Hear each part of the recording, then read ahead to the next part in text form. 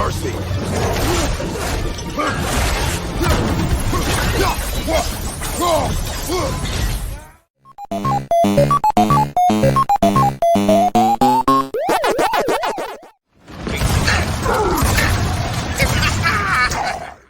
Lead by 13.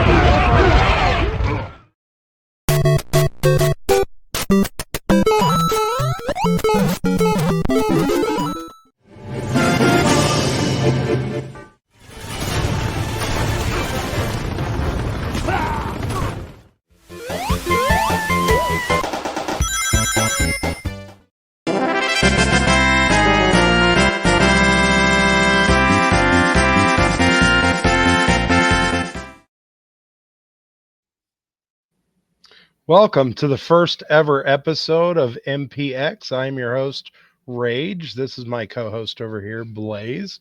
And as the name suggests, the MPX stands for Nintendo, PlayStation, Xbox.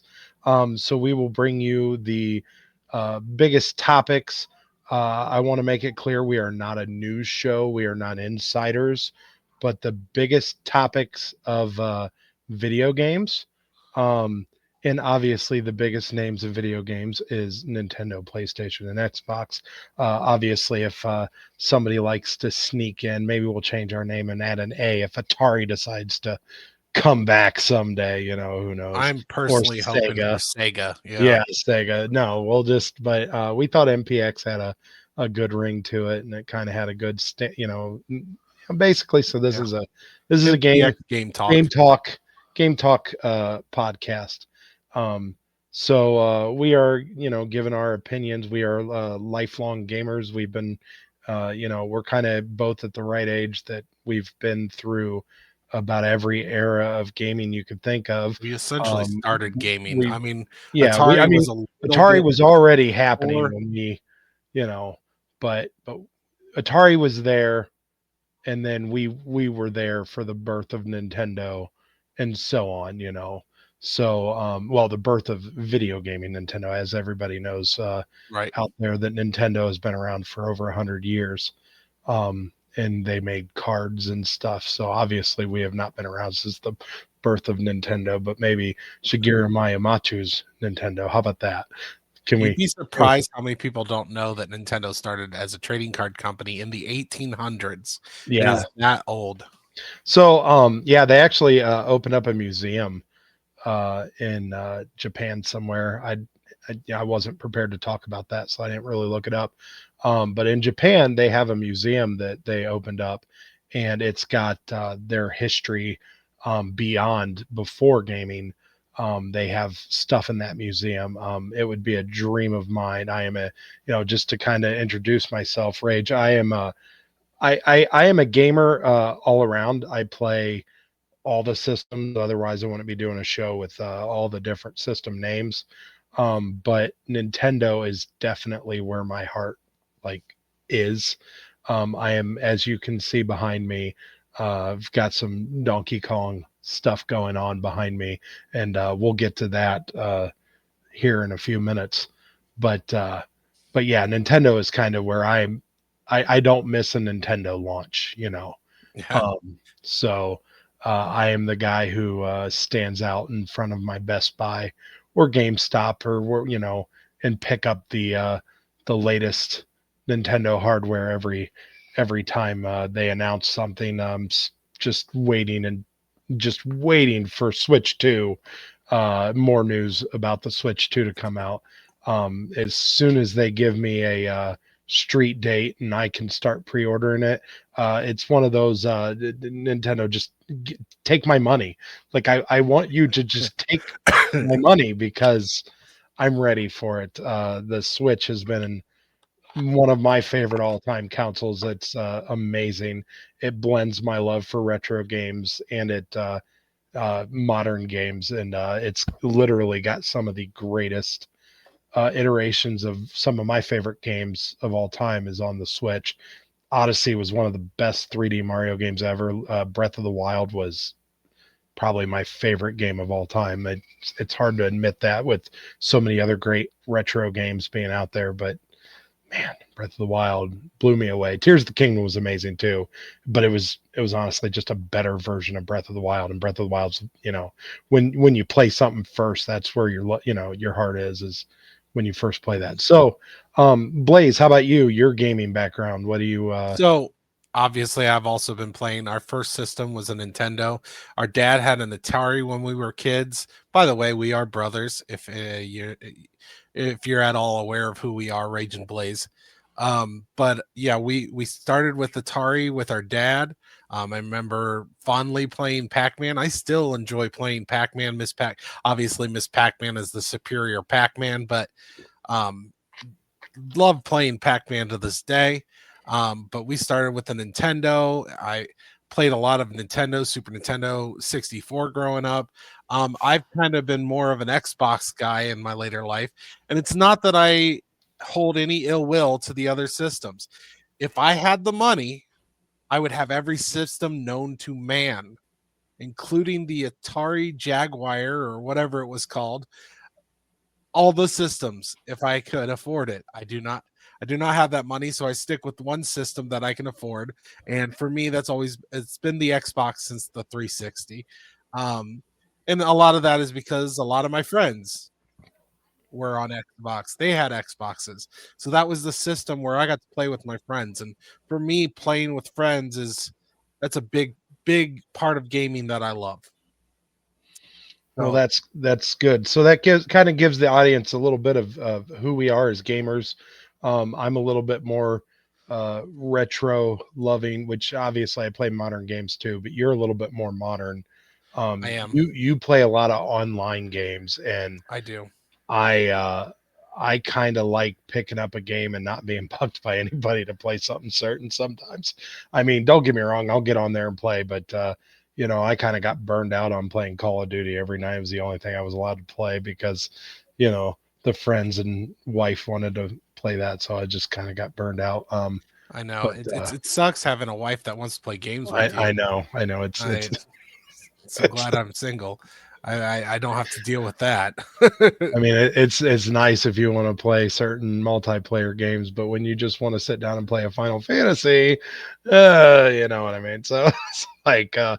it's just the way it happens. But anyhow, but no, like I said, I'm a little bit more old school in my gaming. I could sit here and play Mario Brothers over and over and over again, and it never gets old. Where I think you're waiting for the newest, next best multiplayer experience that you can play online with a million people. I just think that's just You where you are in gaming, I guess, and where I am. I'm. It's kind of like your music taste. It's like I think at a certain age you like forget that they're still making music. I don't know if see, anybody's gotten okay. to that age yet where it's like, I'm listening to anything from 2005 and older. Like it's like, Music, did music really continue? Like, cause you almost kind of forget that I don't they're I still don't I making don't music. support this analogy because for me, yeah, I'm the same way. If it's before like a certain year, I mean, I learned some of the gagas and other stuff. I do have children, so I don't exactly get a choice but to learn about some of the newer stuff. Um, but yeah, most of my musical taste. Now, mind you, I mostly listen to podcasts these days, but if I'm listening to music, it's like 2000 or earlier.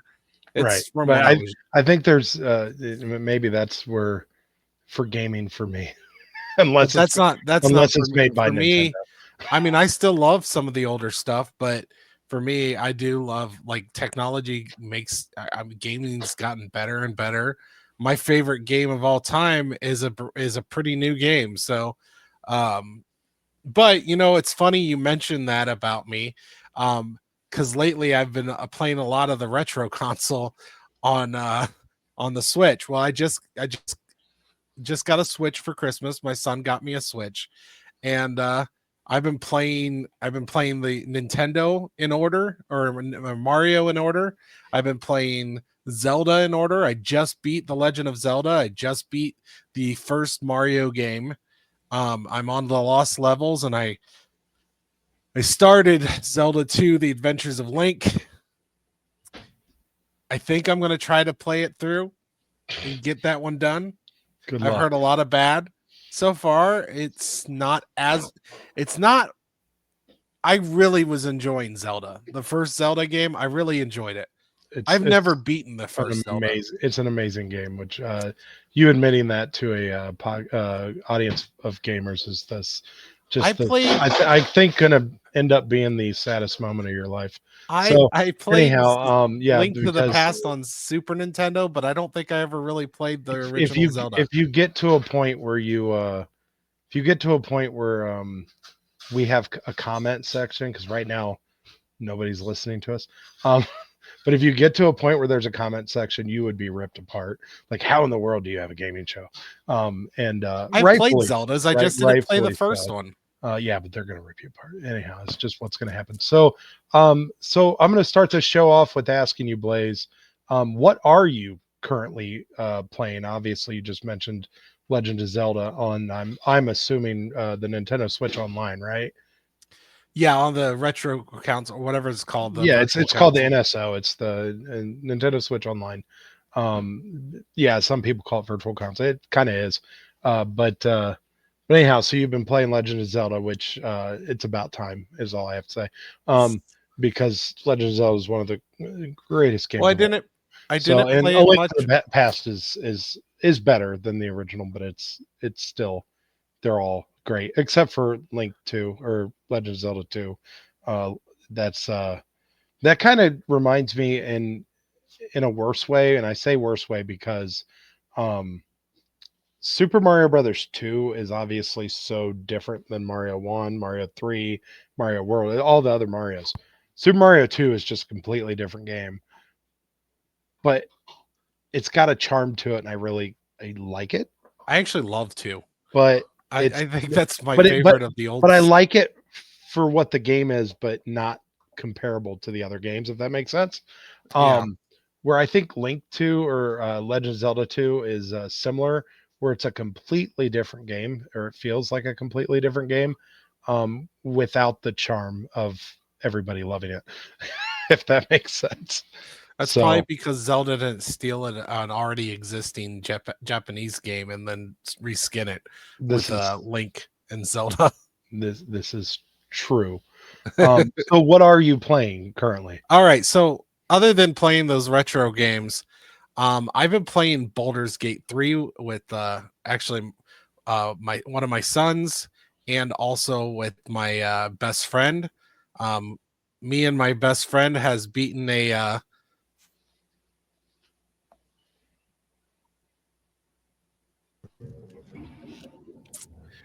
right here's some Baldur's Gate, but we beat the game once, and now we're playing through again, but we're playing through as it's called the Dark Urge, and we're playing as villains. We're essentially going through the game. Baldur's Gate 3, if you don't know anything about it, it is an RPG, turn-based RPG. It's pretty much Dungeons and Dragons. The rules are from Dungeons and Dragons. It is essentially meant to be a video game version of Dungeons and Dragons, and it's amazing. This is my favorite game right now, probably of all time. I'm playing through the second time, and I'm also playing with my son, and that's technically a third playthrough, but we haven't finished either. And I'm playing through by myself here and there. I love this game. This game is amazing. It won Game of the Year, I believe, last year. It is. If you haven't played it, what is wrong with you? Why haven't you played it? Here's the gameplay right here. You take turns. You get to go as far as you need to, and then you can do attacks and stuff. If you like turn-based RPGs, now that is one thing. If turn-based RPGs aren't your thing, then maybe this isn't your game. If you don't like Dungeons and Dragons, this might not be your game. I love turn-based RPGs. That's my favorite genre of game. Baldur's Gate 3. This looks yeah. I mean, I know there's going to be gamers out there that's probably already playing this, but maybe you just helped somebody get into it, because to me it looks cooler than I I thought it would be. Yeah, it looks pretty cool. I would check this out. Time's pushing All my right. luck Well, what again. game are you playing right now? Okay, so I've been playing Donkey Kong Country Returns HD.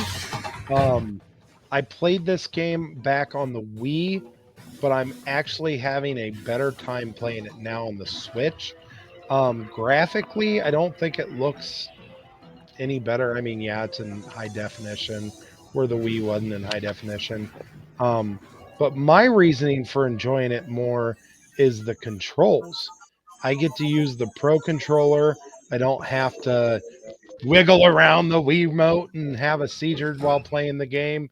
Um, I was not a big fan of the motion controls and all the little gimmicky stuff to do certain things on that system. So I'm having a lot better time playing through this now than I did back then. Um, I love the Donkey Kong Country series. I like those games.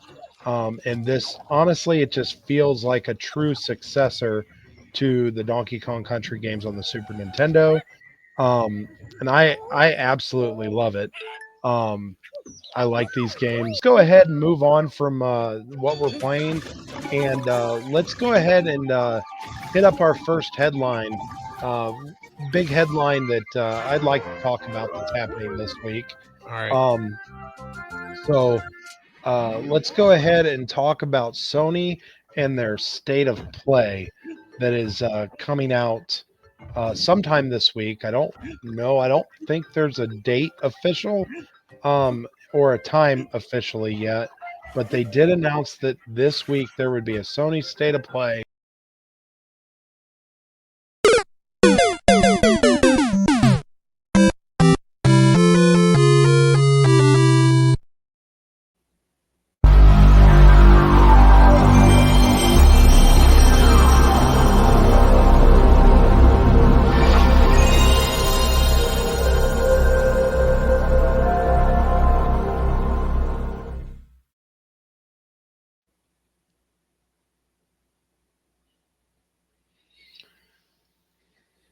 Okay, so let's get to our first headline. Sony State of Play. They're expecting one this week. Um, so I don't believe we have a date or time yet, but we do know that Sony is releasing a State of Play this week, and I kind of want to go through and talk about what are you expecting, because I know what I would like to see from the State of Play. Um, there's some games that we kind of know about or hope that we think are on its way or rumored. Um, One of the games that I'm looking forward to hearing more about is that Intergalactic, the Heretic project, which is from the Naughty Dog team. They've brought us Uncharted, Crash Bandicoot, Jack and Daxter, The Last of Us, which has been amazing.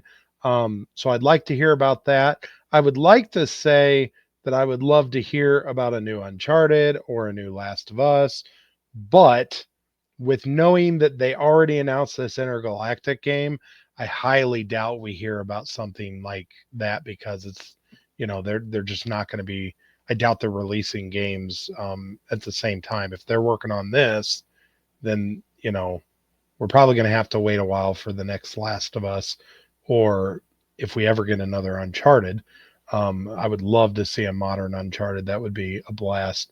But beyond that, I think we might hear from Ghost of Yotai, which is the sequel to Ghost of Tsushima, which is a awesome open world, like a samurai game. It's really fun. I have not beat it, but I've played through the majority of it on my PlayStation. Um, Also, would love to hear about what's going on with Marvel's Wolverine, which I believe is being made by the same people who did the Spider-Man Miles Morales and Spider-Man 2 and the original Spider-Man. Those games are a blast, and I would love to see what they do with Wolverine. And then a lot of people would like to see Bloodborne come back. We haven't seen a Bloodborne game in a long time.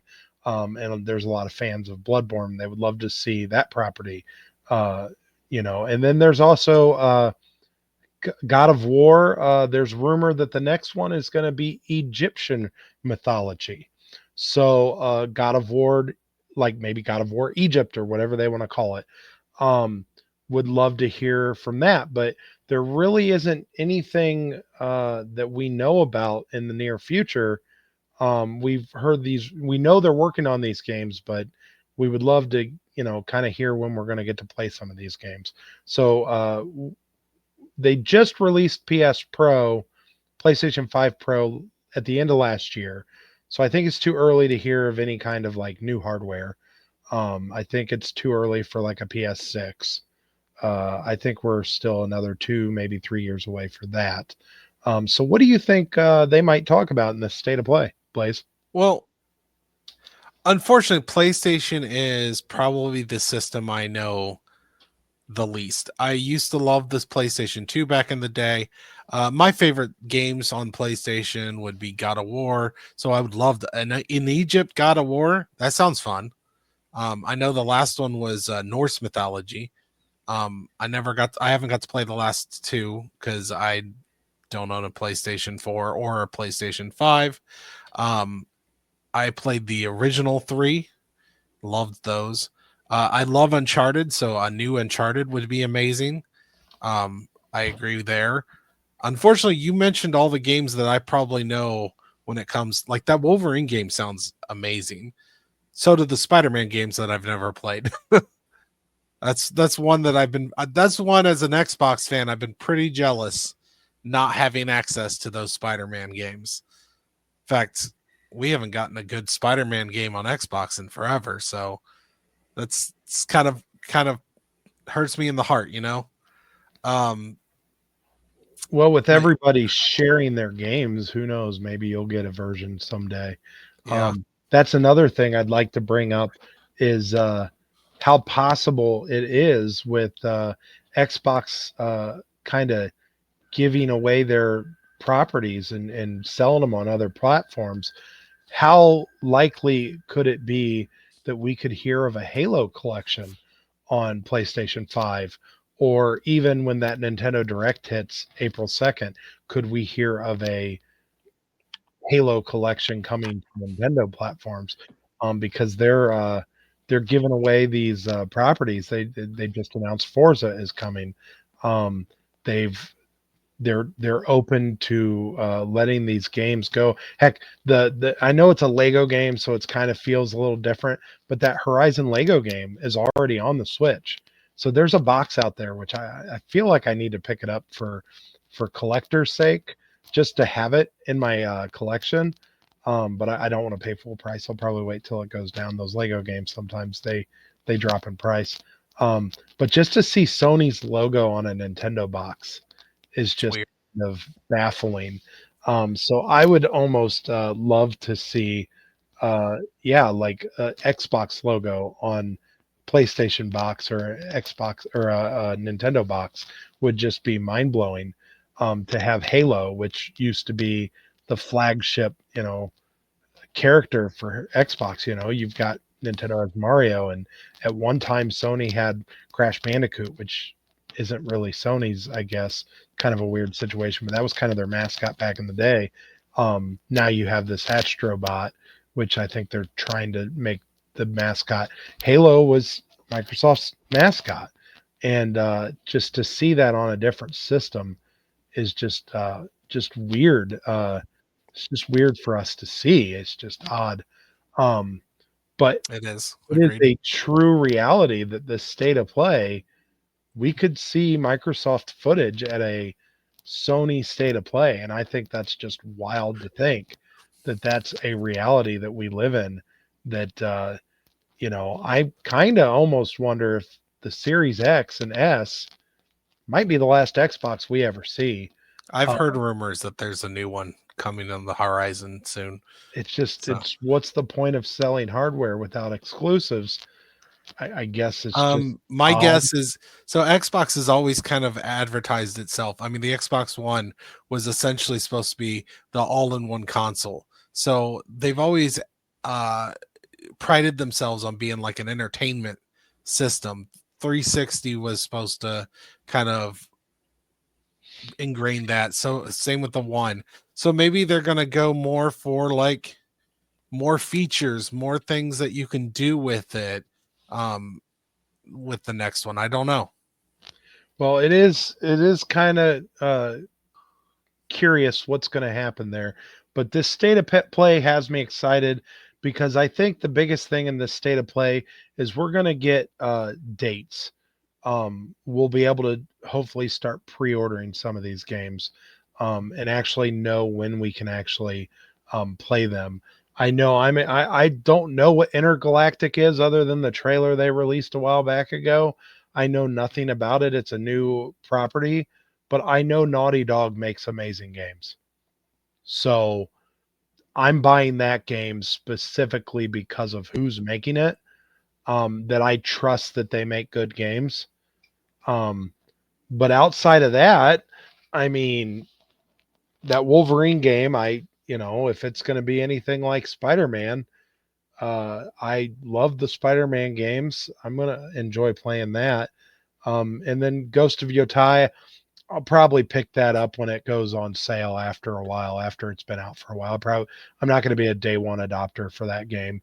I I like Ghost of Tsushima. I haven't even finished it yet. I mean, I liked I it. don't know But anything about those games, so yeah, I bounce around like it's kind of one of those. If the newest Nintendo game or the newest this game comes out, I'm playing Spider-Man 2 or I'm playing the new Mario Brothers before I finished Ghost of Tsushima. I'll go back to it when I have a chance. But yeah, Naughty Dog is definitely a company that I trust to make great gaming experiences, and so I'm looking forward to checking this one out. Um, but I like it more though when you don't know what is gonna coming and you're surprised. I like the what I cannot predict, if that makes any sense. Um, for them to release something that I completely didn't know I wanted and that I want after they announce it. You know what I'm saying? yeah. So I'm looking forward to what they have to say. Um, because it just feels like we don't know a lot. Same with Nintendo. The only thing that is on the horizon for Nintendo is Xenoblade, I believe in March, and we don't have anything else. Like we don't know anything else coming for the rest of the year. We know Metroid Prime 4 is on its way, but we don't have a release date. Um, we know there's a Pokemon game. I'm not a Pokemon fan. I think it's called ZA, Pokemon ZA or something. But I'm not a Pokemon fan, so I don't know anything about it other than that's already been announced, but no release date. Um, I'm hoping to get news on a new 3D Mario, which would be my biggest excitement for the Nintendo Direct coming up in April. Or you know what? Give it to us on Mario Day, March 10th. Let's Right. let's celebrate Mario. Give us some Mario announcements on Mario Day, just to wet our whistle until April 2nd Direct. That'd be awesome. But yeah, it's exciting to know that we have this state of play coming up, and that we know we have something to look forward to. Some announcements to some games. So I'm excited just to hear what's coming up this year for us to play. But this Intergalactic, like I said, you're watching the trailer right now, and obviously none of this is gameplay footage, so we don't know exactly what this game's going to be. Yeah. Um, Maybe we'll but have more to talk to after the state of play. but Maybe yeah, they'll show so some gameplay. so we'll definitely get back to talking about Sony here soon. Is that Cal Penn in the picture? I have no That idea. that looks like uh the one actor. I don't. Maybe it wasn't Cal Penn. It was. It looked like one of them comedian actors. I Which don't know. one? Um. That one right there? No. No. No. No. He was I on was a gonna say picture. that's a woman. No, there was a picture of like. I can't hear what's going on, but I mean, like maybe she's a bounty hunter, and she's after that character. But the picture Maybe. looked like a familiar actor that I've seen in comedy movies. Um. I don't know if it's him. It just kind of looked like it might be. You'll have to. I might have the name of the actor wrong. Yeah, right here. Is that? Yeah, I've seen that guy, right? I'd like to see a closer look of him, but It does. It looks like. I can't remember his name. But I don't know his if name. anything, to me, he kind of looks like, oh, he's a popular actor that is in a lot of stuff that I can't think of Yeah, you see him all the time. I his just don't know name. his name. Not Ami Ami or something. I don't remember his name, but I know he was in like one episode of that new version of the Twilight Zone. Is that the guy you're thinking of? Not Cal Penn. Cal Penn was one of the people from No, that's from the White Harold and Castle Kumar. movies. I think that's a Harold and different guy. Kumar. Yeah, Um, no. I think he's also been in those commercial talking about how he cheats. Do you know which ones I'm talking about? It's like a snack, but he's like, how do you lose weight? Well, I cheat and eat these things or something. Kamali Ninjani. Who's okay, also so I never would have guessed that name. But I wonder if he's in this game. That looked I don't just know. like him, right? I could see where you think that. I don't know for sure if that was him or not, but yeah, I'm not sure. Okay, so let's move on. So anyhow, but yeah, this state of play has me excited. I'm looking forward to it. And we will have a video after the state of play with our reactions of what we see on it. But for now, we can just speculate. To the next thing we've got, we decided to make a ranking of our favorite video game consoles. So we have decided to we made ourselves like a top 10 rank.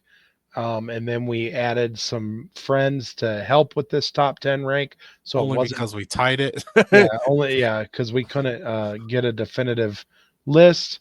So this is our top 5 video game calendar.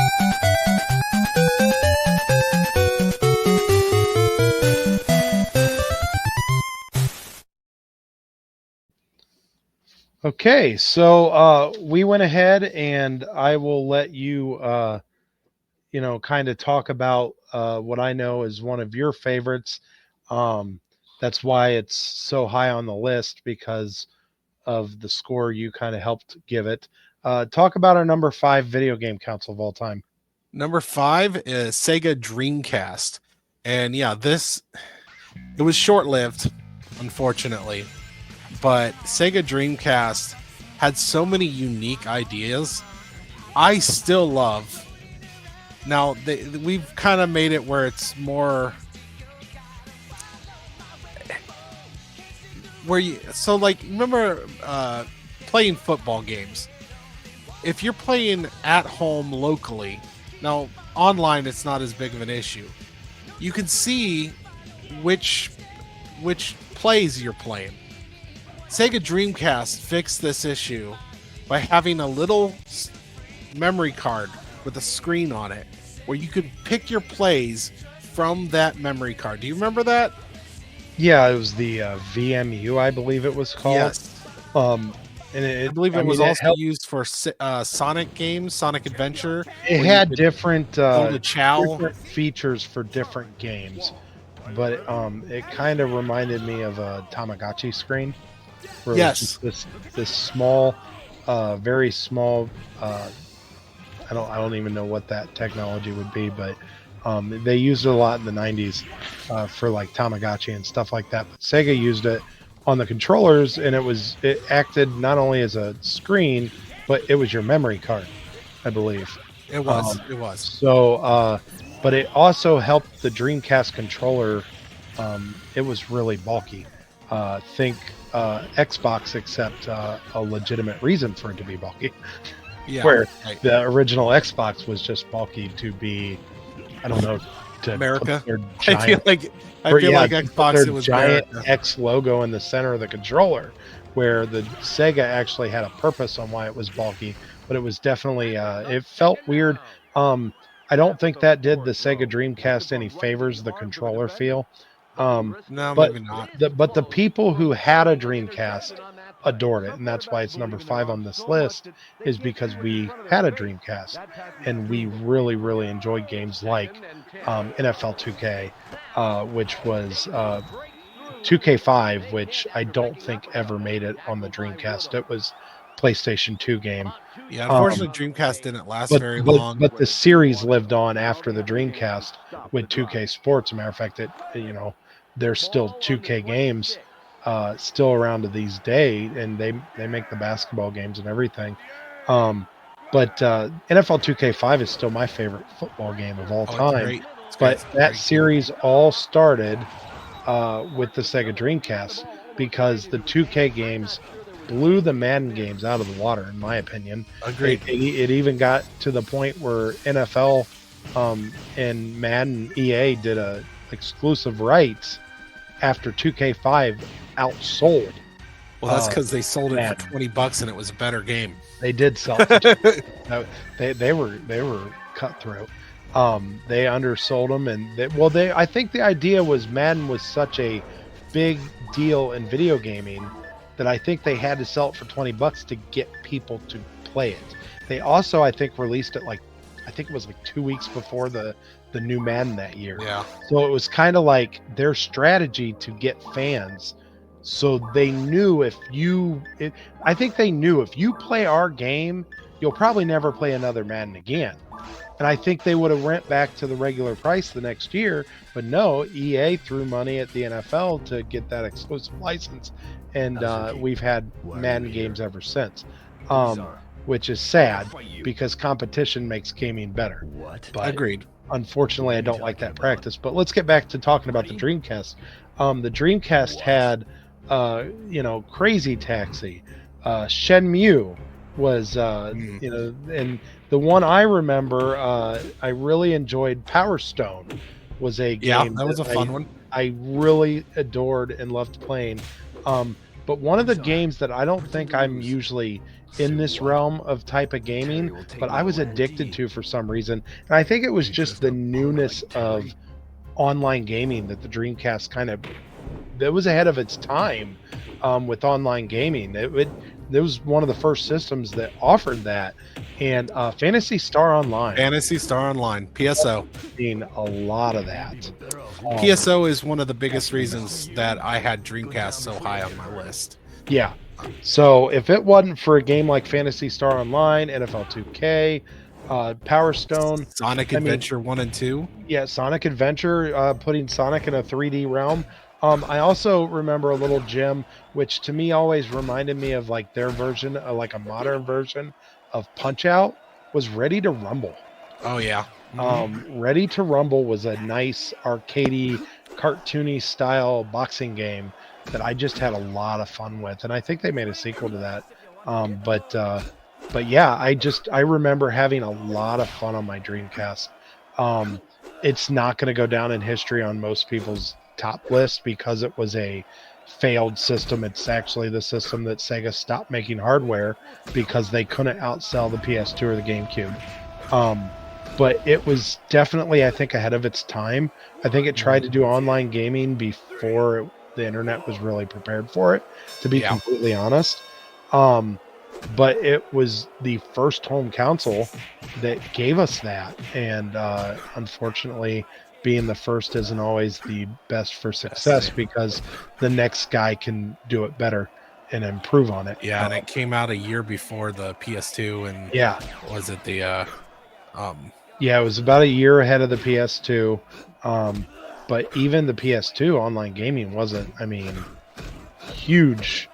I played a little bit. I think it was 360 era and PS2, PS3 era. I think it's when online gaming really kind of got to where it needed to be.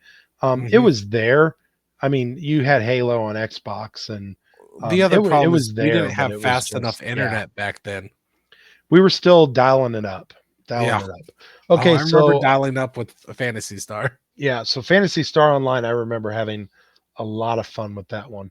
Okay, so let's move on to our number 4 console, which is the PlayStation 2. Um, Now I can tell you that it is the best-selling console of all time.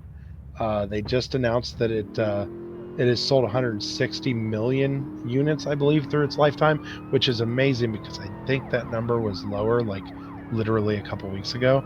Um, it's somehow PlayStation keeps finding more numbers to say that they sold for that system. It's weird because the Switch is like inching closer and closer, and they're finding more numbers somehow. But anyhow, regardless, I'm a Nintendo fanboy, obviously, but I can tell you that the PS2 was one of those times that, as a gamer, my jaw dropped. Um, I remember walking into my GameStop and at the mall, and I remember them demoing the newest Madden, which would have been, I believe, Madden 2001 with Eddie George on the cover.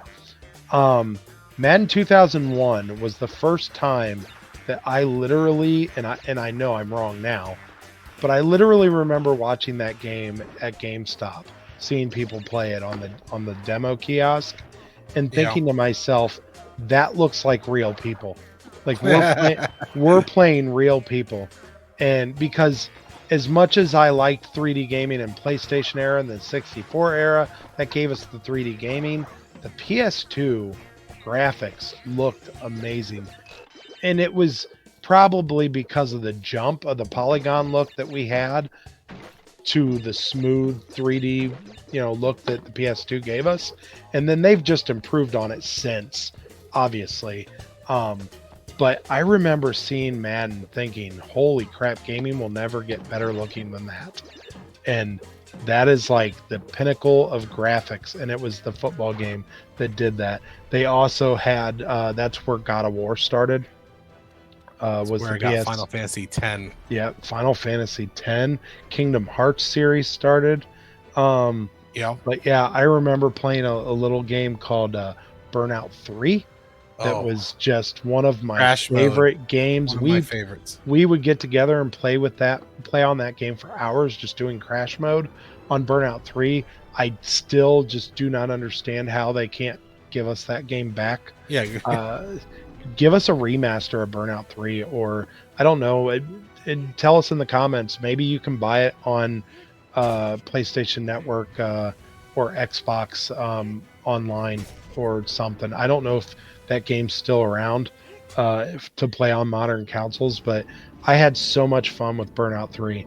It was such a great game. And then, of course, it didn't birth the Grand Theft Auto series, but it definitely perfected the Grand Theft Auto series because Grand Theft Auto started on the PlayStation.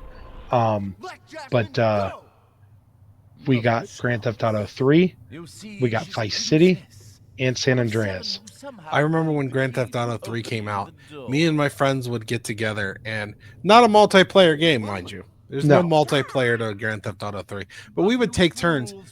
I didn't know that there was a story to that game for a long time because me and my friends would just take turns. All right, steal a car, try to get the police pissed off, and try to survive as long as you can. Oh, the police killed or got arrested you, it's the next person's turn.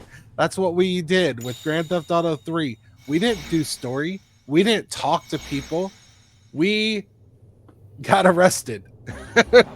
Yeah, Grand Theft Auto 3 was amazing. Vice City, I just think perfected it. Everything. And then a lot of people feel like San Andreas is the best of the three. San Andreas is good. I think I played Vice City more than any of them. That's just me. I kind of like the 80s look of that game. The music was great for that one. It was just such music's been great on all of them. Great experience. But the Grand Theft Auto series that birthed that. And then the biggest thing, which wasn't even about gaming, and I think part of the reason it sold so well, is it packed in with a DVD player, which at the time, DVD players were expensive. And this system came out with a DVD player that you could play your DVDs. So instead of going out and buying an expensive DVD player, hey, mom, dad, which, I mean, we were adults, consoles. But Actually, mom, I dad, hey, buy the PlayStation 2 and you get a DVD player with it. It's for like me it was what a great selling I, point. I was talking to my ex-wife she was my wife at the time, and I'm like, "You get this? That is my biggest reason that I got a PlayStation 2 over any other system when it came out, because I was like, I could sell that, be like, this gets us a DVD player. We don't have a DVD player." So I remember going to one of those rental Rent-A-Center places like that, and I managed to get a PlayStation 2 through Rent-A-Center, and it came with one of my favorite Disney movies of all time, uh, The Emperor's New Groove. So I got The Emperor's New Groove DVD. It came with my PlayStation and PlayStation 2 for a DVD player and, well, gaming for me. So that's how I sold that. I didn't sell it to my mom and dad. I sold it to my ex-wife. Yeah, I was married too when it came out, so it was. Yeah. I think it's funny because when I bought DVD for the first time with my wife, and I think we were dating. We wasn't married yet, but when we bought a DVD, I wasn't married with the either, actually. it was also a Disney movie. It was Finding Nemo, and I remember buying our 50-inch big screen TV, thinking that was the baddest ass TV I'd ever had, and it was a cool TV, and I remember Finding Nemo was the first thing we popped up on there, and I think it was through the PS2 that we were able to play that DVD. So it was just kind of neat that something about Disney and the first DVDs we buy. It's kind of funny, but anyhow, but yeah, the PlayStation 2 is definitely deserves to be up on that list because it just conquered the world. It was so big. If you didn't live in that era, or if you don't remember, it was massive. Everybody had a PlayStation 2. It was the biggest one, and it was before anybody was split between PlayStation and Xbox, and before Nintendo started getting kind of weird and making completely different hardware than everybody else, where they wasn't even really part of the competition. They were more, you either had a PS2 or an Xbox, and then you might have a Nintendo with it. Like they became like everybody had a side system with the Nintendo. It was never really competing directly with the PS2 or the Xbox. But yeah, nobody really knew the power of Xbox yet, and the PS2 just was massive. But yeah, it was huge. But let's go ahead. I'm going to let you take this one. Number 3. So number 3, we have the Xbox 360. Now, Rage has a slight issue with this. He did not want this on the list. And I kind of know why. At the time, the 360's heyday, Rage didn't have internet. So one thing about the 360 for me, and why this was my number one system. I had dial-up. I had internet. I just had dial-up. Oh, is that what it was? I lived out in the. I just want everybody to understand. I lived out in the country, and we could not get high speed at that time. That's what it was. Okay. So we had dial-up internet, and you at this point, because in the Dreamcast era, you could use dial-up.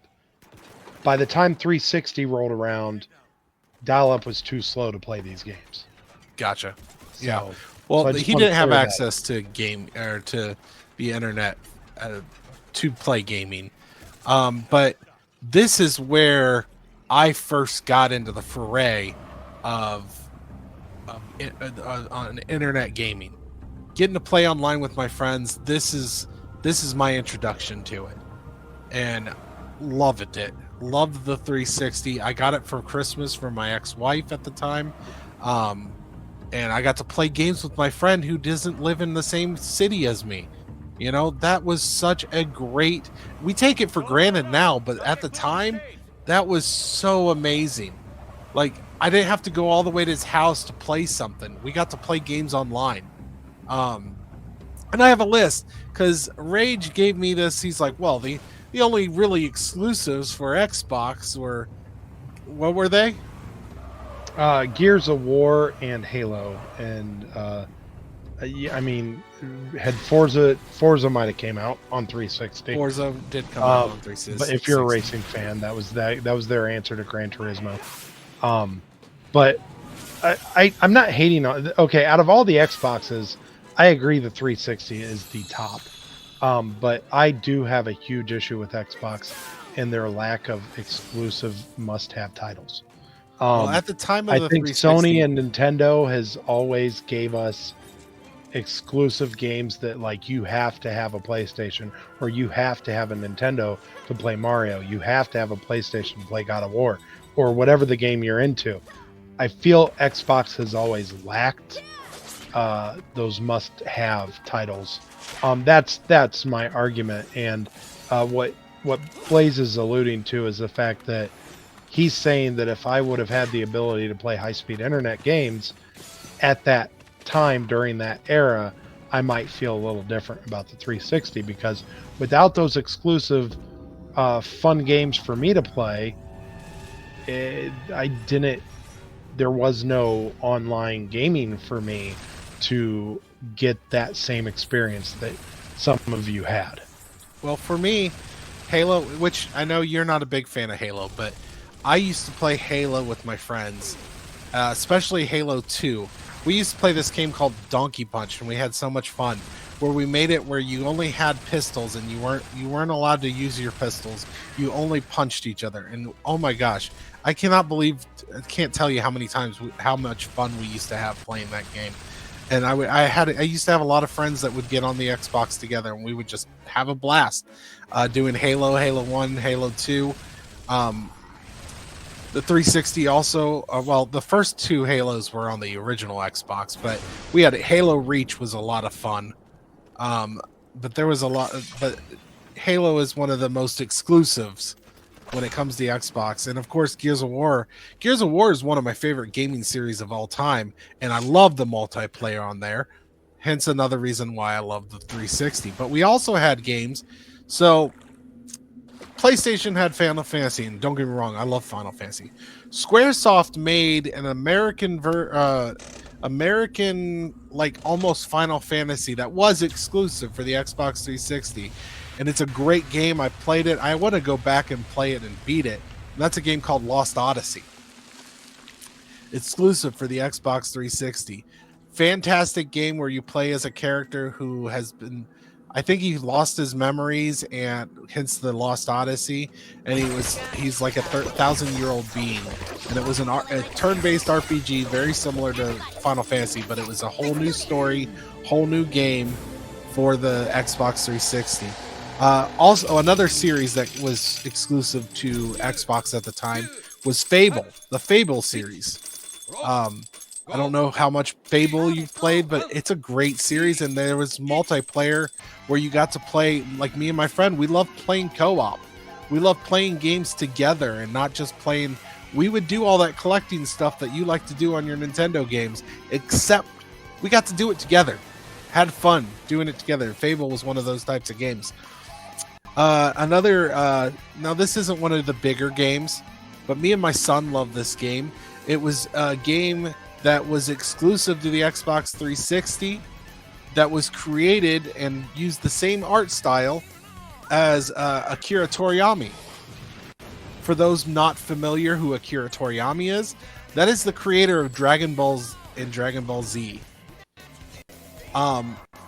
Blue Dragon was an exclusive Xbox 360 RPG game that used the art style from Akira Toriyama. He made the designs and everything, and it was a great RPG. Did you ever play Blue Dragon? I own it. I've never beat it, but I own it. Exclusive to the Xbox 360. Well, not anymore. I didn't realize it was exclusive. That was an Xbox. At the time, I didn't know it was exclusive. I didn't know it was not on PlayStation or. No, I know it probably wasn't on a Nintendo system at the time, but no, I didn't realize that. Another exclusive, Crackdown. Me and my friends had a blast playing Crackdown. Now, Crackdown 3 was pretty disappointing on it's a newer version. It did not capture the magic of the originals, but Crackdown was this fun. You played as, I believe, a cop, but you were this cop that you could slowly get superpowers. So you were this super-powered cop that There was once you get leveled up more, you got to jump around the entire city, and it was a blast. And also multiplayer and fun. Saints Row started as an exclusive to Xbox 360. Saints Row was Xbox's response to Grand Theft Auto, which at the time was exclusive for the PlayStation. So Xbox made their own. Now, for me, the sequels it got better as it went because the first Saints Row was more like a Grand Theft Auto clone.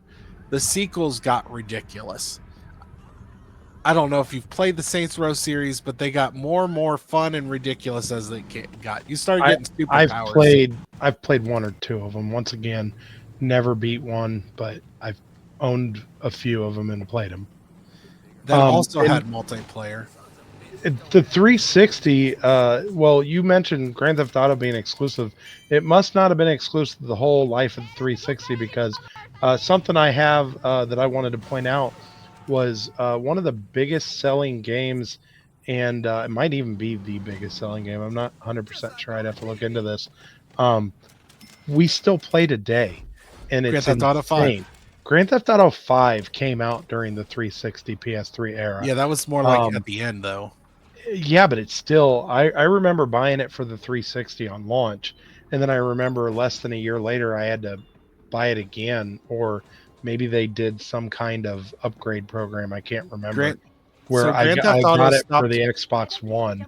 But yeah, Grand Theft Auto 5, we're still playing that game today, and like they have just refused to give us another GTA game because of how well that sells, and GTA Online is so massive that they are just refusing to release GTA 6. I think it's been 12 years now since GTA 5 came out, and it's insane that that was a 360 game, and they've upgraded it constantly to where it's still they're still releasing content for that game all the time. But well, Grand Theft Auto was exclusive, I believe, until 4, because Nico Bella with the fourth. Yeah, because I had that on Xbox also. Yeah. So, but San Andreas and Vice City and all those were PlayStation. Yeah, I'm aware. But yeah, for the 360 era though, it was multi-platform. I don't know if it was multi-platform day one. I'd have to look that up, but I played those games on my 360, not my PlayStation 3. So that game is just crazy popular, and that's where it got its start, was 360. And the last one I have on here, this one isn't exactly a huge thing. It's two different games, but these were also 360 exclusives, and that is South Park Tenenbaums Revenge and Let's Go Tower Defense, which I had a blast with both of those games. Gotcha. All right, so the number 2, I think we'll kind of go together because I definitely want the number 1 spot. Okay. So the number 2 system is the Nintendo 64. The Nintendo 64, I think both of us was at the proper age to get the most miles out of this system. And what I mean by that is we were both still in school. So we had a lot of hangouts with our buddies, a lot of overnight Mountain Dew drinking game sessions. I couldn't tell you how much Code Red I consumed in those years. Just sitting around playing games like GoldenEye and Mario Kart 64. They were the greatest multi-experiences I ever had in gaming. And this was before any kind of online gaming existed. And we would get together and everybody would have their own colored N64 controllers. Because everybody would get, you couldn't bring to the party the same atomic purple controller. You might get it mixed up with your buddies. So everybody had to, or the banana yellow controller, or I love the yellow one. They had so many different colors of N64 controllers, and it's a shame that really, Xbox is the only one keeping that tradition. Well, I guess PlayStation's been doing it. Releasing colored controllers used to be a huge thing with the N64.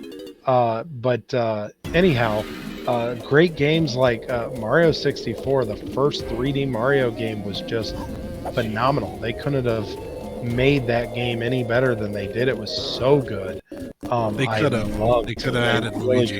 They couldn't have. But Yoshi's in it towards the end. So Yeah, give me some you get a Luigi little bit love. of Yoshi. But they eventually did give you Luigi on the Nintendo DS with the Mario 64 they put on there. I think it was I called didn't know Mario that. 64 DS, where you can play as Luigi, Mario. I want to say Wario, and man, I'm gonna get hammered not remembering which characters. I didn't know we were going to talk about that. But you bringing up Luigi, there is a version of the game where you can play as Luigi. So there's an expanded version on the DS that they came out with, and it was a blast because you could go through, play the game again, and I think there was like maybe 10 exclusive stars to each character, so they added to the game. So it was like you could have more stars to collect. It was so fun. Love Mario. I could talk Mario 64 all day, so I better move on. But then I think I already mentioned Mario 64, Mario Kart 64. That's where Mario Party started. They're still making Mario Party games today. One of my favorite games of all time is Mario Party. I love Mario Party. The original Super Smash Brothers was on Nintendo 64. These great party games, and one of my favorite gems that they have yet to put on the Nintendo 64 online, and they made a mature version of Nintendo 64 online for the 64.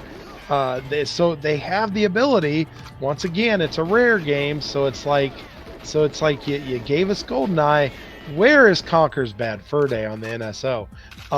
I want to play Conker's Bad Fur Day again. That game was. I have that on my Xbox 360 or Xbox One. So well, I still have my 64 copy. I also have Conker Reloaded on the Xbox 360, I think. yeah, Or was it regular Xbox? I'm trying to. No, that came out in 05. That came. Or So Conker's Reloaded came out on the original Xbox. was it the but original Xbox or 360? It was the original Xbox. Okay, well I have that too. But man, Conker's Bad Fur Day is such a great game. That was just out of nowhere and just shocking for Nintendo to release. I'm just still shocked that Nintendo was able to release that game, but it is such a good game. You fight a giant poo. So I am the great mighty Pooh, and I'm gonna throw my at you. Forgot about that. That game is so fun. But the Nintendo 64 just was just the greatest multiplayer, just fun with your friends system that I remember ever playing. I never had more fun with multiplayer, and I know you do a lot of online gaming, and I do some, but not a lot.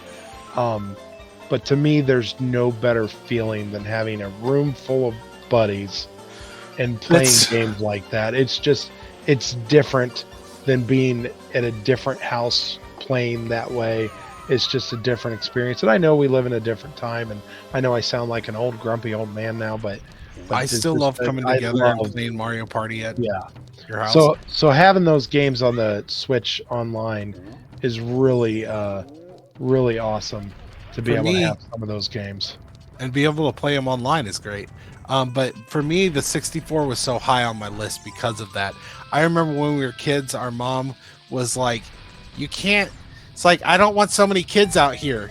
If you want your friends to come over, you need to sleep outside. So we literally would put a tent outside in our backyard, and we would bring our Xbox in a long cord, our TV, our Xbox, or not Xbox. I'm sorry, a 64. Yeah, we would have extension cords, and we would have extension. We would have a bring our TV, television in the system, and everything outside. And we would play 64 out in a tent out in the backyard. I remember that.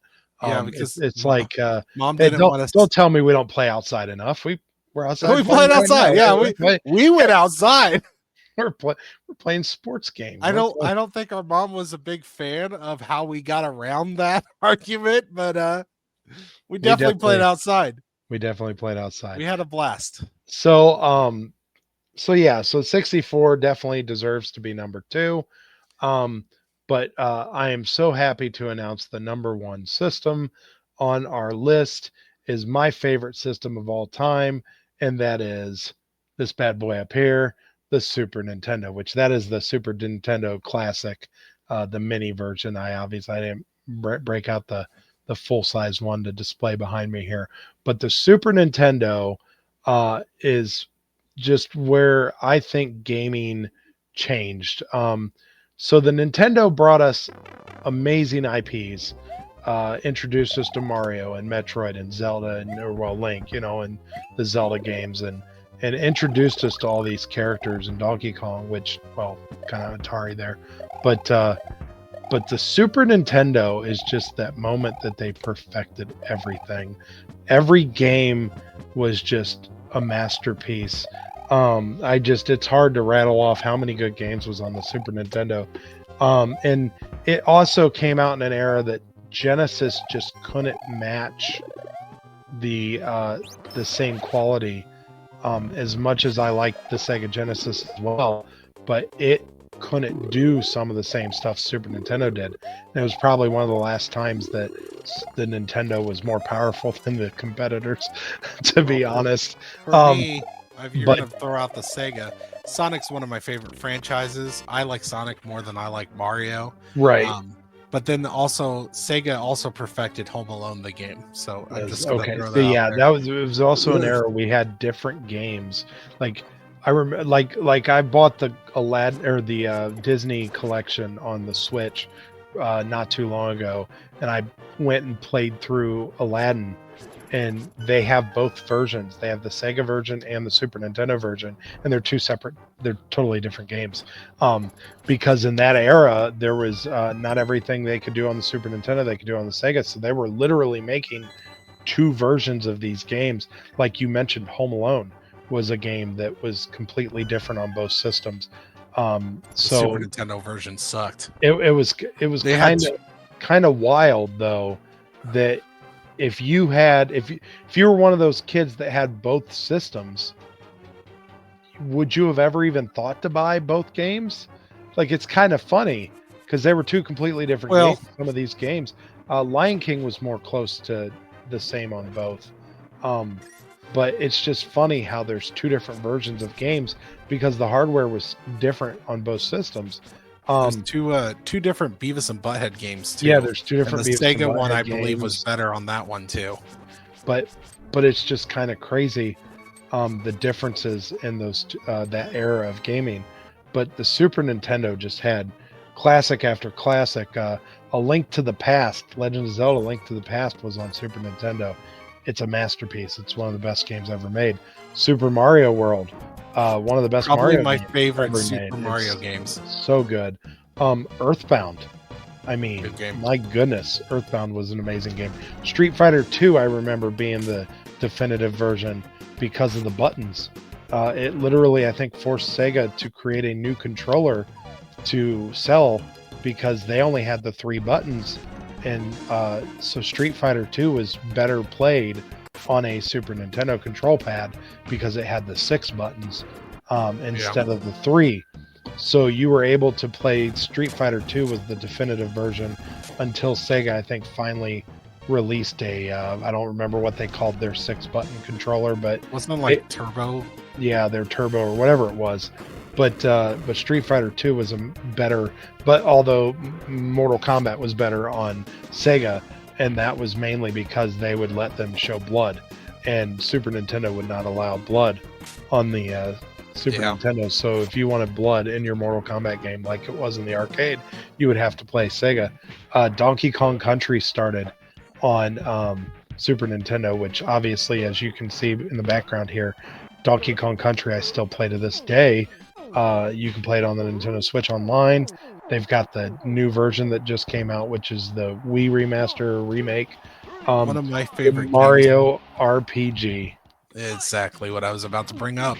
Mario, and I played the remastered version on the Switch, and it's still just an amazing game. It's amazing that that game ever came out. It's so weird, such a but I good love game.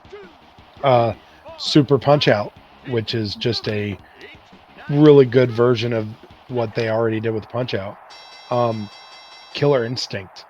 I mean, yeah. I used to try to juggle you and do 99 hit combos. And back then I was able to. We tried it a couple days ago, and I'm just not as. I was getting up to maybe 12 hit combos. I couldn't remember the moves. I couldn't remember how to get those 99 hit combos, but I remember using Orchid, and I could just juggle you in the air and just keep going and going. I was so good at that game back in the day. Lufia 2. Oh, remember that game? One of my favorite RPGs of all time. Rise of the Sentinels or Rise of the... I think that's Sentinels or whatever Love it was. Love it. Love that game. Star Fox. I didn't know you knew Lufia too. Super Ghouls and Ghosts. Yeah, these games are just classics, and you could just go on and on and on about the Super Nintendo. Some of the best Disney games ever made. What was that Mickey Mouse game that you like kind of went through, and was it something Castle Illusion? It was such a good game. Castle of Illusion, maybe. I think that was Sega. There was a Super Nintendo one though, but Disney games, for some reason, Disney games was at an all-time great in the Super Nintendo era. I think that in the Nintendo era, they really knew how to make good Nintendo Disney games. They were so good.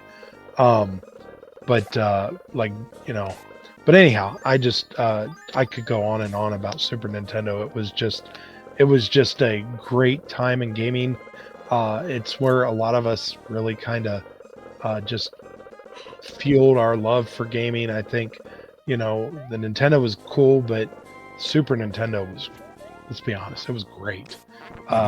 It just took every game that you could do on the Nintendo and just made it better. And just looked a little bit better, but it was just a great time in gaming. And it was a time in gaming where I think a lot of people experimented and just made great properties. And a lot of the franchises you play today all came from, Xbox just announced a new Doom game, Doom the Dark Ages. Guess where I played Doom for the first time? My Super Nintendo. And I know that was probably on a PC somewhere too. But it was definitely, it started as a PC game. But Doom with the red cartridge, first time I ever played Doom was on a Super Nintendo. It was such a good experience. I enjoyed that so much. I didn't realize it was on the Super Nintendo actually. Oh yeah, it was on the Super Nintendo. Maximum Carnage. Oh yeah, there was a lot of good Marvel games. I forgot about that. That was a fun Super Nintendo game. Yep. Turtles, Teenage Mutant Turtles 4, Turtles in Time. Turtles in Time. Nintendo. Was Hyperstone Heist? That was also. That was a Sega exclusive. Oh, was it? That was. We got Turtles 4 on Super Nintendo. Sega got Hyperstone Heist. Okay, yeah, another one of those. Two separate games, but at least they gave those two different names. Yeah, they didn't title it the same. Completely different game too. But that's what happened a lot of times is they gave it two separate. They were the same name and two separate. It was they happened all the time in that era. It was just it's kind of crazy to think. But yeah, the Super Nintendo is our #1 ranked console of all time. The one that I'm is there any on that's missing from the list that you're disappointed didn't make the list? Well, I would have liked 360 to be higher or the 64 to be higher, but I mean, I do love the Super Nintendo, so I don't hate the fact that it made #1. I think this is a definitive correct list. I mean, I love the original Nintendo. I love all the Xbox.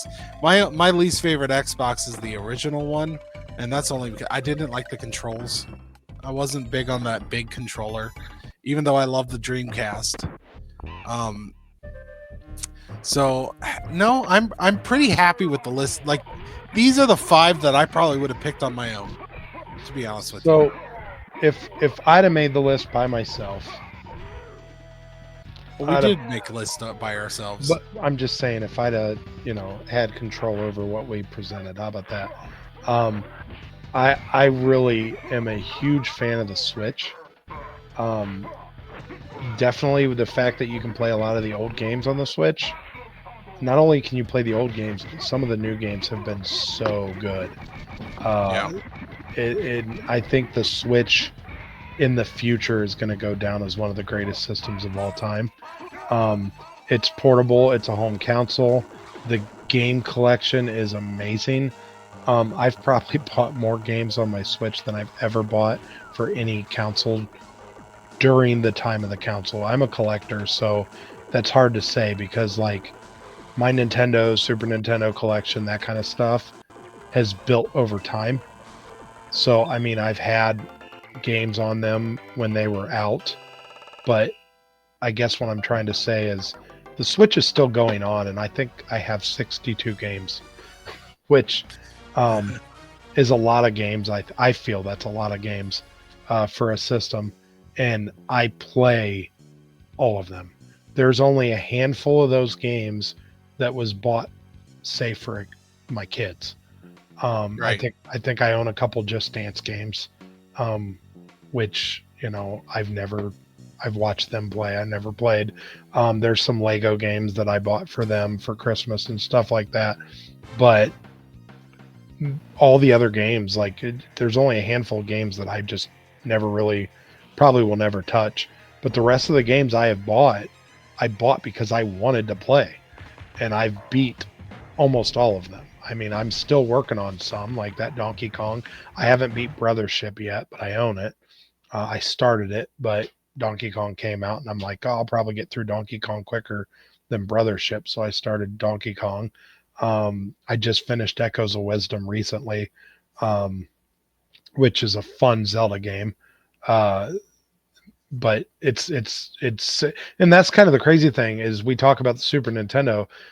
They just released last year Echoes of Wisdom, which is a top-down Zelda game in the style of a Link to the Past. I mean, it literally that's what it plays like, just with a more modern stuff you can do. But the gameplay style is top-down, just like a Link to the Past Super Nintendo. So that shows you how good that era of gaming was. That they're still making games that are Well, trying to give that look and a lot feel of of a it's Super just Nintendo game. nostalgia. No, People I don't know play games it's that reminds nostalgia, them. but it just shows you how great those games were. The Echoes of Wisdom is a 2024 game that literally plays similar to a Super Nintendo game. I mean, it's just kind of crazy.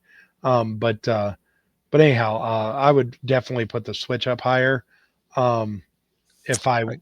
if I could have. But unfortunately, I We kind wasn't of able to already get it up high there. I guess we kind of already talked about the other one that I would have probably wouldn't mind on there is the Sega. There's a lot of fun games that I enjoyed on Sega. But honestly, my top 5 is all of these games that we have in the top 5, except for I had the Super Nintendo at 6, and I had the Xbox One as 5. Hmm. Because I mean, I've been an Xbox gamer since the 360, and I've been exclusive to Xbox almost. If I could afford to get it, like if I got a, I would get a used. I got a used PlayStation 3 once, well after its cycle. Um, I now have a Switch. Well, I mean, it's still technically going on, but they just announced the Switch 2 right when I got a Switch. In fairness, I did have the Switch at the beginning, but that something happened and I lost my Switch. Um, so uh Xbox for me when I could afford when I wanted one console, it was Xbox because that's where my friends played, and for me, online gaming has been a big part of my life. Um, but yeah, I mean, I had the Super Nintendo at 6. It was almost in my top 5. So honestly, I'm fine with this list. Um, 64, 360, PlayStation 2, Dreamcast, Super Nintendo. These are all some of my favorite console games of all time. I'm I'm happy with this list. Cool. Cool. All right. Well, next time we'll have to come up with a different rankings of something different. We'll try to do that from time to time, and we'll rank something else next time. But we Yeah, thought for the first episode, we thought uh, consoles. consoles was a pretty good place to start. Okay, so the last thing we want to talk about, and we're not going to spend a lot of time because there's not a lot to really discuss here because we don't know a lot. Um, but the makers of E3 are going to try it again with a new show. This time they're going to do it in Las Vegas, and they're going to do it April 27th through the 30th in 2026. So we still have another year left, but it is called Icon, IICON. Oh, whoops. Saw that on the bottom there. So it is Icon, and supposedly all your major companies are going to be involved. So supposedly you've got Nintendo, Sony, and Microsoft are all going to be involved in this show. So the question is what this is going to look like. Is this going to be similar to E3 where they're on a stage and they announce? Or is this going to be more like a digital show, similar to what we get with Nintendo Direct and Sony State of Play? So we don't know what this is going to look like, but I thought I'd take this moment to ask, what is your favorite E3 moment? And I know E3 has been gone probably, I think, since 2021 is the last time we got an E3. I remember every June thinking that was kind of a big deal. I always thought that was like a exciting moment because that was when we got all of our news of what games were coming out during the Christmas season. Um, that was when they would announce new hardware. And it was an exciting show if you're a gamer waiting to see what's coming up next. You had to wait for E3. There was no, hey, join us tomorrow for Nintendo Direct, where we just get this shadow drop announcement of when we're going to, you know, get these new announcements of these new systems, new games. No, it was, we waited till June every year and it was E3, and that's how we got our big gaming news. Um, and I kind of miss that, knowing that that was something I looked forward to every year. And then now it's gone. But my biggest E3 moment was when Nintendo announced the Wii, which the funny thing about my excitement for the Nintendo announcing the Wii was, looking back, it's my least favorite Nintendo console of all time. I mean, I have a I similar issue with mine, but continue. I I really was excited when they announced the Wii, thinking this is the future of gaming. I remember them coming up there and presenting it and thinking to myself, wow, we're going to get motion gaming. This is going to be different. I remember thinking to myself, how cool is it going to be to hold the sword in one hand and the shield in another and be actually acting like you're Link and playing Legend of Zelda or jumping like Mario. And I just thought to myself, this is going to be so cool. And then I got so tired of the Wii so quickly. Um, Mario Galaxy is probably my least favorite 3D Mario game they ever released because I couldn't stand doing this while playing all the time. Like you're running around and then you're just shaking the controller, or I think you had the nunchuck. So Yeah, for maybe you me, shook this. And it just, to me, it got old so fast. I had fun with like Wii Sports and the bowling and playing the game Mario with Kart the was kind family. of cool with the Wii. Mario Kart with the wheel, that was cool. But for the most part, my least favorite of most of the Nintendo games are the Wii games, the Zelda games, the Mario Galaxy game. I just did not like that era of gaming. But I remember when E3 announced it, I had so much promise. So I can't dog that being my favorite E3 moment because I can't look into the future when I'm talking about my favorite E3 moment. So, so for me, I had a similar similar situation. My favorite moment, and honestly, I didn't watch a lot of. I mean, I watched the trailers of the new games that I got announced. It's the same with Comic-Con. They announced the new trailer for the movie. I'm watching that trailer, but I wasn't watching the whole presentation very often. You know what I mean? One that I did, however, watch, and it was same issue. Man, I thought this was going to be really cool, and that's when the Xbox announced the Kinect. Um, just you watch that presentation and you got to see it was like, oh, you want Xbox to turn on. You don't have to do anything. You just say Xbox, play this game, and it would play it. And you could navigate things with your hands. And I'm like, this is the future. I've seen this in a movie from the 80s where they could swipe and stuff. This is going to be the future. It unfortunately didn't last as long as we hoped. And I have a new system, and this is years later. I believe that came out in 2011. And years later, we're not doing the swiping. We're barely even using. I mean, I think you can technically use voice commands if you really want to make it work. I think you can, but yeah, you know, we're doing the voice commands. And the only really game that I can remember that was really good with the Kinect was Dance Central. That was a fun game with the Kinect. And they tried doing it on the Wii, and I'm sorry, with the Wii remote, it's just not nearly as fun. It was crap. I remember playing Kinect Adventures where you jumped around on the log or something going down a river. I'm sure there was some fun Kinect games, but the only one that was truly, I think, successful was Dance Central. And now that's gone. We haven't got a new Dance Centrals. I think they came out with 3 of them altogether. Yeah, it wasn't a great it was a fun in theory that you are the controller, but I just think there was limitations in what they can do. Well, let's be honest. Most of us gamers, we're not exactly the most active folks. When we're playing games, we want to relax, you know? And Connect encouraged us to exercise. And when you're wanting to relax, exercise is not on the agenda, you know what I'm saying? Yeah. All right. So so I'm looking forward to seeing what this icon could be. But it might just flop, just like unfortunately E3 kind of fizzled out. And I think the pandemic is to blame for that. Really. And now that you've got these companies releasing their own little trailer videos of hour-long videos of announcing things, I just unfortunately don't think we're going to ever go back to this. So it's really curious what's going to happen. I'm going to be looking forward to it in April of next year to see if I'm wrong.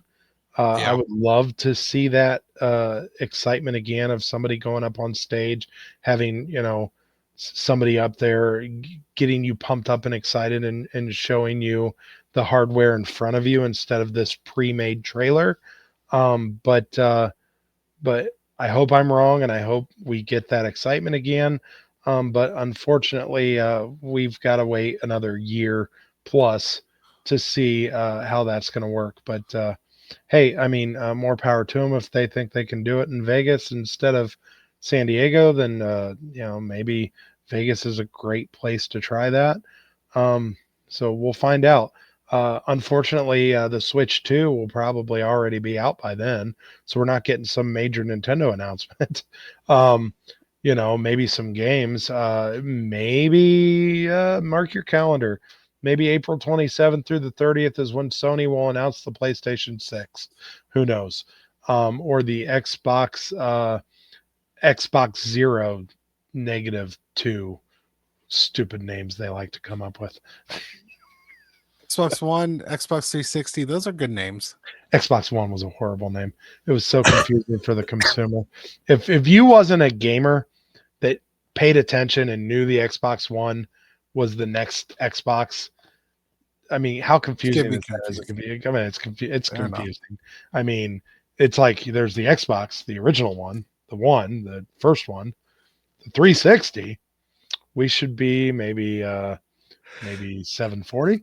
or 720, whatever it is. If you But watch no, those, let's call it the one. This is the you watch Xbox those One. E3 announcements, they I explain remember why it's they the were one called console that can do all. I remember it. all in one.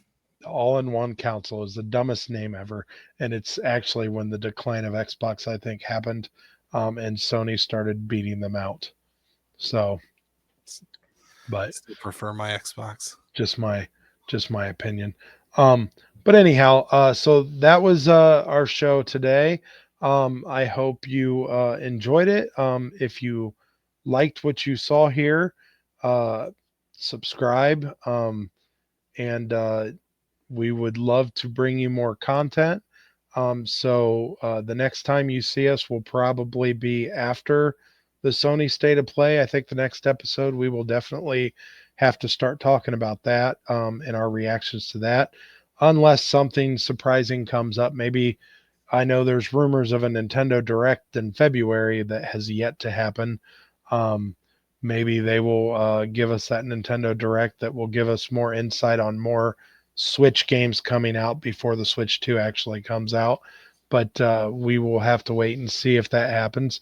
Definitely want to cover Mario Day. I'm sure there's going to be some special announcements for that. That's March 10th. But definitely join us here for your gaming talk show. Like I said, we don't want to be a news program. We're not insiders. We want to just react and talk about the News cycles. news. So, Yeah. all right. So I am Rage, And I'm Blaze. and we'll see you next time.